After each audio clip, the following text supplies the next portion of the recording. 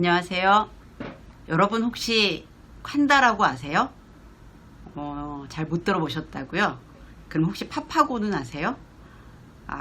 파파고도 모르신다면 아마 구글 번역기는 대부분 아실 거예요. 저도 구글 번역기에서 파파고 정도 알고 있는데 콴다라는 거는 최근에 처음 알게 됐습니다. 요즘 초중, 고등 학생들은 이 콴다를 다 안다고 해요. 자, 파파고는 뭐 핸드폰에서 할 수도 있고 데스크탑에서 할 수도 있는데, 영어 문장을 복사해서 붙여놓으면은 왼쪽에 붙여놓은 영어 글을 오른쪽에 그대로 번역을 해주는 거죠. 그래서 아이들은 영어 숙제를 할 때는 파파고의 도움을 많이 받는다고 합니다. 사실 저도 급할 때는 많이 사용을 해요. 뭐 예를 들면 급하게 어떤 논문을 정리해야 될 때 이렇게 복붙을 해서 보면은 번역 결과는 썩 좋지는 않지만 일단 기본 단어들이 번역되어 있으니까 이 번역된 내용들을 조금만 손봐서 이제 발표하면 되는 그런 편의를 가끔 누리고 있습니다. 자, 이런 기능들이 나날이 발전하다 보니까 우리가 아이들을 영어 학원에 보낼 때 한 번쯤은 아이들이 배우는 게 영어인가, 아니면 세상의 변화에 맞는 어떤 기술들을 배우는 건가, 영어의 어떤 측면을 배우는 게 맞는가 하는 것들을 생각해 보면 좋을 것 같아요. 보통 제가 어렸을 때도 그렇고 여러분들이 아이를 처음에 영어 학원에 보낼 때도 야, 영어를 왜 배워야 되냐 이렇게 하면은, 야, 그래도 외국에 가서 말 한마디라도 좀 하면 좋잖아, 뭐 이제 이런 생각들을 하면서 이제 가볍게는 아니죠, 돈이 많이 드니까. 그래서 그래도 외국 가서 입이라도 띄어라 이제 이런 생각으로 보내는데, 최근에는 이제 이런 것들이 전부 파파고와 구글 번역기로 해결이 됩니다. 제가 2년 전에 이제 스위스에 갔는데 길을 잃었어요. 그래서 이제 그 동네를 왔다 갔다 하는 총각한테 길을 물어봤습니다. 근데 이제 스위스는 독어하고 불어를 쓰는데 둘 다 제가 전혀 모르는 단어였어요. 그래서 서로 이제 아이폰을 갖고 있었는데 아이폰에 이제 구글 번역기를 띄워놓고 저는 한국말로 물어보는 거죠. 내가 어느 호텔에 가야 되는데 어디로 가야 돼? 라고 물어보면은 그게 영어로 뜹니다. 그럼 상대방이 그 영어를 보고 제 걸 보고 거기에 대해서 대답을 해요. 저 이쪽으로 쭉 10분쯤 가다가 그 다음에 오른쪽으로 돌아가면 돼요. 그렇게 얘기를 하면 그게 다시 영어로 뜹니다. 그럼 굉장히 쉬운 뭐 10분 오른쪽 뭐 이제 이런 정도만 갖고도 대화가 아주 수월하게 이루어졌습니다. 그러니까 외국인을 만나서 막 버벅거리면서 말을 해야 되는 그런 부담도 없어서 굉장히 많이 활용을 하고 왔습니다.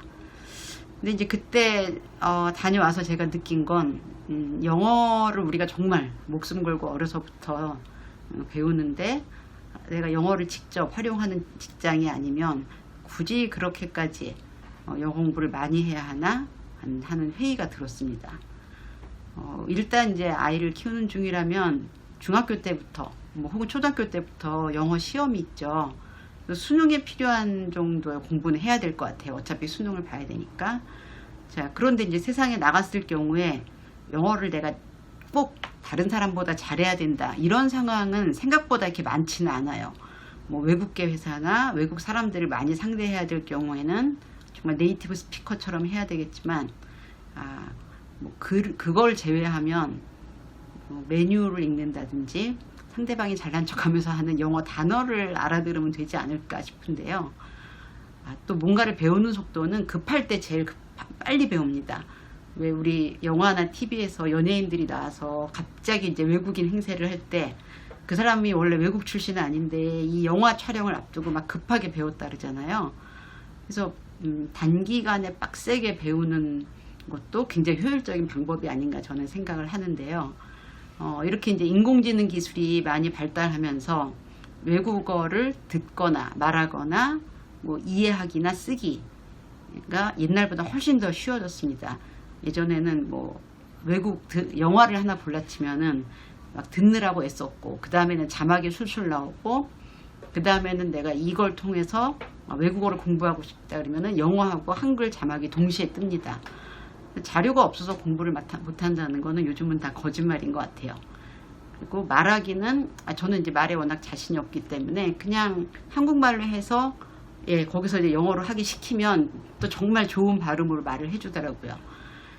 그래서 이 4가지 언어에 대한 듣기, 말하기, 이해하기, 쓰기 4가지 영역 중에서 우리가 정말 실력을 키우고 노력을 기울여야 되는 영역이 무언가 생각해보면 저는 쓰기라고 생각을 합니다. 쓰기는 상대방이 뭐라고 얘기했을 때 내가 그거를 쓰는 게 아니라 내 머릿속에서 독창적인 아이디어를 생각해서 그거를 글로 잘 정리해야 되거든요. 그래서 쓰기라는 건 꼭 영어에 해당하는 게 아니고 제가 많은 학생들을 봤을 때 글쓰기를 잘하는 학생들이 가장 똑똑하다는 생각이 많이 들어요. 뭘 많이 외우고 시험 점수가 높고 뭐 이렇게 수업 시간에 이렇게 외운 거를 대답하라 할 때 잘하는 학생들과 너는 이거에 대해서 뭘 생각하니? 이거를 보고 어떤 생각이 들었어? 라는 질문에 대답을 잘하는 학생들이 가장 끝까지 이제 우수한 성인이 되는 것 같아요.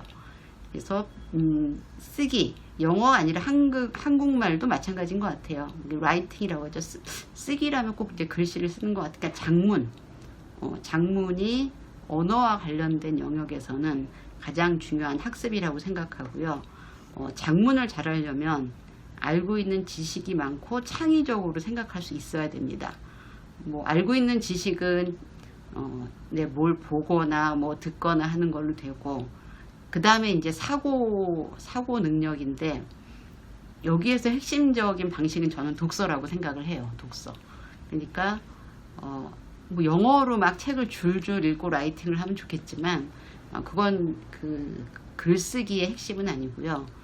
그냥 책이라는 걸 읽고, 한국말 책이든 영어 책이든 뭐 러시아 책이든 일본 책이든 읽고 많은 아이디어를 이제 내가 습득하는 거죠. 많은 지식들을. 그리고 그것들을 기반을 해서 그거를 글로 이렇게 뽑아내는 것.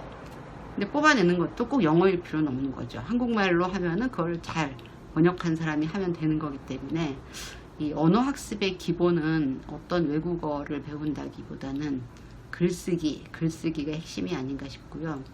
만약에 내가 영어에 대해서 너무 부담스럽다, 더 잘해야 될 것 같다 라는 생각이 들 때 한번 제가 이제 말씀드린 이 부분을 곰곰이 생각하시면 좀 여유가 생기면서, 야, 만화책이라도 좋으니까 좀 읽어. 책을 읽어, 책을. 학원 가기 싫으면. 뭐 이렇게 하면 엄마도 아이도 좀 더 편하게 언어 학습을 할 수 있지 않을까 생각이 돼요. 자, 이번에는 이제 수학 공부를 도와주는 어플리케이션에 대해서 얘기해 볼게요. 저는 정말 처음 들었고 좀 충격을 받았습니다. 그 왜 핸드폰으로 영어로 된 한 페이지를 찍으면 그게 그대로 번역되는 이제 그 기술이 나왔을 때 그때도 진짜 충격을 받았어요. 왜냐면 제가 대학원에 다닐 때, 대학교 때도 영어로 된 걸 손으로 이렇게 다 풀어서 혹은 타이핑 쳐서 발표하는 게 수업의 전부였거든요. 근데 그 책을 이렇게 딱 찍으니까 그게 쭈쭈쭈쭈 번역이 돼서 나와 배신감도 들었습니다. 근데 이 콴다라는 어플리케이션은 똑같아요. 그러니까 수학 문제를 이렇게 딱 찍으면 풀이가 쭉 나옵니다. 아시는 분은 아시겠지만 모르시는 분은 저처럼 아마 굉장히 충격을 받으셨을 것 같은데요. 이렇게 문제를 찍으면 그 문제의 유형을 얘가 찾는데요. 그리고 거기에 있는 숫자를 검색해서 숫자만 입력하면은 그 풀이가 쫙 나온다는 거죠. 근데 이제 그 풀이 과정이 뭐 예를 들면 3줄로 되어 있다, 5줄로 되어 있다, 뭐 그러면 아이에 따라서는 그만큼으로 이해할 수 있는 아이도 있지만 또 그걸로 불충분한 아이들이 있을 거 아니에요. 그럼 이제 거기에 콴다 선생님이라고 있다고 해요. 보통 대학생들이 하는데, 뭐 선생님 이게 이해가 안 돼요 라고 하면은 선생님이 이제 그거를 다시 풀어주는 거죠. 근데 이제 질문을 하려면 코인을 쓴다고 하는데 이게 또 현금은 아니라고 합니다. 무슨 이벤트에 참여하면 받을 수 있는 거고, 이제 코인이 정 없으면 구매를 한다고 하는데 뭐 그렇게 큰 돈이 드는 건 아닌 것 같아요. 그래서 이 코인을 들여서 콴다 선생님한테 물어보면 그 선생님은 또 얘한테 맞게 문제풀이를 좀 다르게 해서 해준다든지 아니면 좀 더 상세히 해준다든지 얘가 특별히 이해 못하는 그 영역을 좀 더 세부적으로 이제 설명을 해준다는 건데, 이 콴다 선생님은 굉장히 저렴하게 아르바이트를 하는 대학생이 주로 많습니다. 그래서 아주 많은 학생들이 이 아르바이트를 하는데 너무 저렴해서 이렇게 오래 하기는 어렵다 그래요. 그래도 이제 가끔 아이들이 자기한테 이제 수학을 물어보고 실력이 늘어가는 걸 보면 이제 좀 뿌듯하기도 하고, 또 이제 정말 똑똑한 애들을 보면 기분이 좋아서 더 열심히 그 공부를 가르쳐 준다고도 하는데, 그냥 그 어떤 앱이라는 도구를 통해서 수학 문제를 푸는데 도움을 받는 뭐 손안의 과외 선생님 뭐 이렇게 생각을 하시면 될 것 같아요. 근데 이제 이 콴다라는 앱이 많이 사용되다 보니까 그 탐색 기능의 개념 노트라는 게 있다고 합니다. 근데 여기는 국내 유명한 대학에 다니는, 그러니까 이제 스카이에 다니는 학생들이 직접 정리한 과학이나 사회 과목도 정리돼 있어서 뭐 예를 들면 그거죠. 굉장히 유명한 일타 강사님의 그 강의 동영상 같은 거, 좋은 자료들이 굉장히 많이 있다고 합니다. 네, 정말 수학 공부하기 좋은 세상이죠. 그래도 저는 수학이 사랑스럽지는 않습니다. 근데 애들 입장에서는 이제 집에 와서 뭐 엄마 이거 뭐야 이거 뭐야 하고 계속 물어볼 필요도 없고, 이거 모르겠는데 해서 숙제를 안 해갖고 와서 학교에서 혼나는 일도 없으니까 네, 정말 유용하게 쓸 수 있는 어플리케이션인 것 같아요. 근데 이제 엄마로서 하나 걱정되는 건 있어요. 아이가 숙제를 받아왔는데 이거를 자기 손으로 풀지 않고 모두 찍어서, 아마 그것도 이렇게 바로바로 이렇게 그게 되겠죠? 이제 카피가. 그럼 이제 한 10문제 받아왔으면 10문제 모두 내 손으로 하는 게 아니라 판다의 도움을 받아서 할 수도 있습니다. 그러면 이걸 계속 쓰게끔 하는 게 맞나? 이런 질문이 생길 수 있는데요. 이게 처음에 나올 때 한동안 그 학원가가 난리가 났다 그래요. 그 학원 선생님들이 공부를 가르치고 숙제를 내줘서 집에서 이제 그거를 이렇게 습득하고 오라는 의미인데, 이거를 전부 다 이제 아이들이 콴다로 풀어온다는 거죠. 그래서 아마 이제 이 콴다라는 앱에 따라서 이제 과제가 조정이 됐다고는 하는데, 뭐 사실은 아무리 말려도 이거를 하던 애들이 안 하지는 않을 것 같아요. 그래서 이제 그렇게 하다 보니까 얘가 학교에 가서 수학을 배우는 것, 그 다음에 학원을 가는 것, 아니면 과외 선생님과 공부하는 것, 아니면 이런 어플리케이션을 이용하는 것이 수학을 배우는데 어떤 차이가 있지? 뭐 이런 생각을 해볼 수가 있어요. 특히 돈을 들여서 학원을 보내는 엄마 입장에서는 내가 불필요한 돈을 쓰는 건 아닌가? 뭐 얘가 공부를 안 하고 있는데 내가 놓치고 있는 거 아닌가? 뭐 이제 이런 생각을 할 수 있죠, 당연히. 그래서 생각해 보면 일단 가장 중요한 차이점은 동기 수준인 것 같아요. 내가 수학 공부를 하는데 모르는 걸 그때그때 누가 가르쳐 주지 않아, 가르쳐 주는 사람이 없어 하는 아이들은 이 어플리케이션을 굉장히 유용하게 쓸 수 있을 것 같아요. 그래서 이제 공부를 열심히 하거나 고학년이 되거나 수학이 크게 어렵지 않은 아이들은 학년이 올라갈수록 인강을 주로 듣는다고 해요. 왜냐면 내가 학원에 왔다 갔다 하는 시간들이 아깝다. 그래서 혼자 공부하다가 인강 듣고 이제 문제풀이 도움받고, 그러니까 이제 그런 아이들은 아마 콴다를 하건 인강을 하건 똑같은 효과를 얻을 것 같아요. 근데 수학이 어려운 아이들, 싫은 아이들, 뭐 90%겠죠. 예, 그런 아이들은 이 콴다를 이제 숙제용으로 사용할 가능성이 높습니다. 그래서 이것만 갖고 네가 공부를 한다고 했을 때는 그거는 엄마가 수용해 줄 건 아닌 것 같고요. 이제 학원이라는 데가 대면 수업이잖아요. 물론 학교, 학원, 과외. 그래서 대면 수업은 동기가 낮은 아이들한테 이 방법을 반드시 같이 활용을 해야 될 것 같아요. 그리고 과제를 할 때 아이가 모든 걸 다 어떤 저 앱의 도움을 받는 게 아니라 모르는 것만 도움을 받는지 확인해 볼 필요가 있는 거죠. 그래서 간단하게 말하면 공부를 하려는 아이들은 어떤 시대에서도 어떤 상황에서도 공부를 한다는 거고, 하는 걸 힘들어하는 아이들, 저처럼 수학을 싫어하는 사람들은 어떤 도구를 갖다 들이대도 하고 싶은 마음 잘 안 들고, 그나마 사람이 잡고 이렇게 좀 시키면 그때는 좀 하게 되는 그런 효과가 생기는 것 같습니다.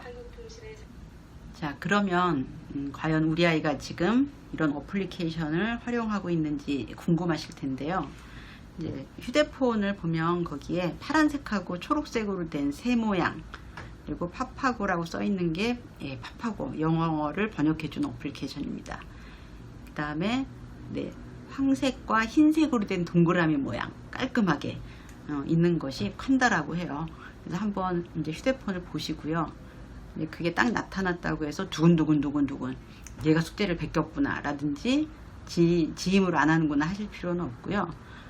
이게 일단 슬쩍 가볍게 요즘은 콴다하고 파파고 애들이 숙제할 때 많이 쓴다면서 라고 아무렇지도 않게 물어봐 주세요.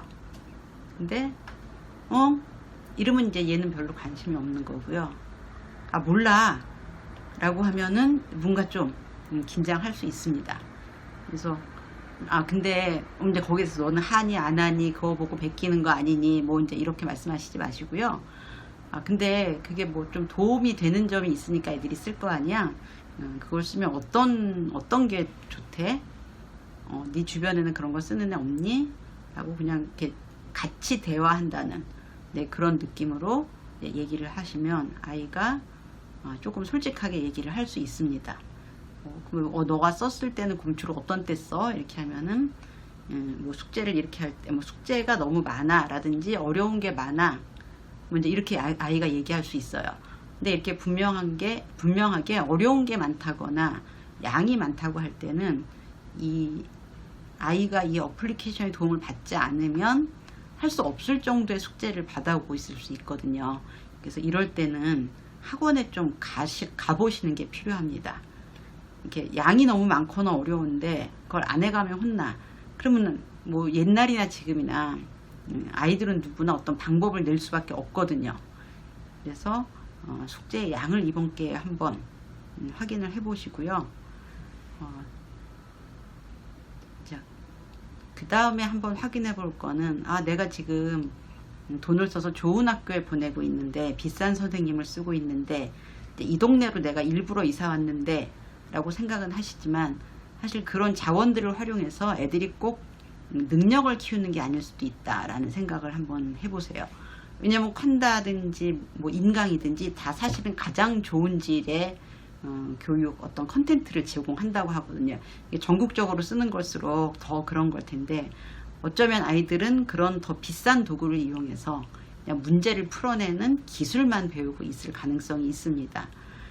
그리고 교육격차라는 것도 어쩌면 이런 차이를 기술의 차이, 서비스의 빠름, 뭐 약간의 어떤 차이를 우리는 교육의 질의 격차로 잘못 받아들이고 있을 수도 있어요. 대치동에서 인기 있는 최고 선생님이 인강을 하는 걸 저기 지역에서 들었는데 그게 교육격차가 있다고 볼 수 있나? 그 다음에 그 지역에서 대치동 강사의 강의를 들은 아이가 콴다에 있는 또 좋은 능력 있는 선생님한테 배우면 우리 아이가 시험을 못 본 게 대치동에서 안 살기 때문인가? 어려서부터 강남에서 안 컸기 때문인가? 뭐 이런 것들도 우리는 본질적으로 물어볼 수 있을 것 같아요.